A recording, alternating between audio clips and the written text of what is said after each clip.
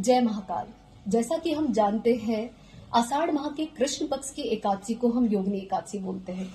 ज्यादातर लोग इस बार योगिनी एकादशी का व्रत 21 जून को रखेंगे, जो कि सुबह 7:18 पर प्रारंभ हो रही है सूर्य उदय के पश्चात, अर्थात 7:17 तक दशमी है।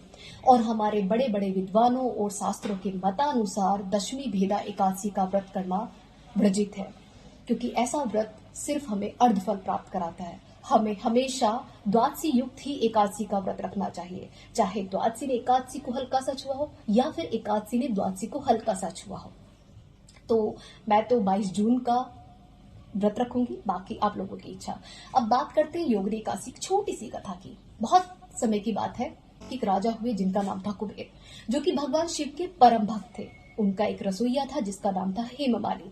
एक बार उन्होंने हेममाली से सभी शिव द्रव्य को लेकर शिवालय चलने को कहा, लेकिन रास्ते में ही हेममाली ने, चाहे अज्ञानतावश कहे या फिर आप उसको दुर्भाग्यवश कहे, उस शिव द्रव्य की चोरी कर ली। अब आप पूछेंगे शिव द्रव्य क्या होता है?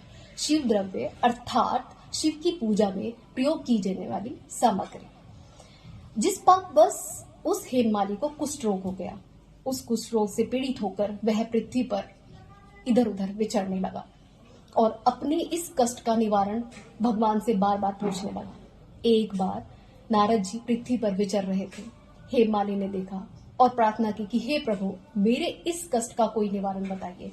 तब नारद जी ने कहा, इस कष्ट का सिर्फ एक ही निवारण है, वो है योगिनी एकादशी।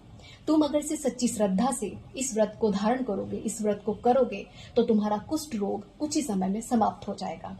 हेममाली ने नारद जी की बात मानकर योगिनी एकादशी का व्रत किया और कुछ ही समय पश्चात उनका कुष्ठ रोग समाप्त हो गया और दिव्य शरीर पाकर वो मोक्ष को प्राप्त हुए। इसलिए जिनको कुष्ठ रोग है या फिर चर्म रोग है, दाद खाज खुजली है, वो सब योगिनी एकादशी का व्रत करें। योगिनी एकादशी के व्रत से आपको संपूर्ण शारीरिक आभा प्राप्त होती है। जय महाकाल।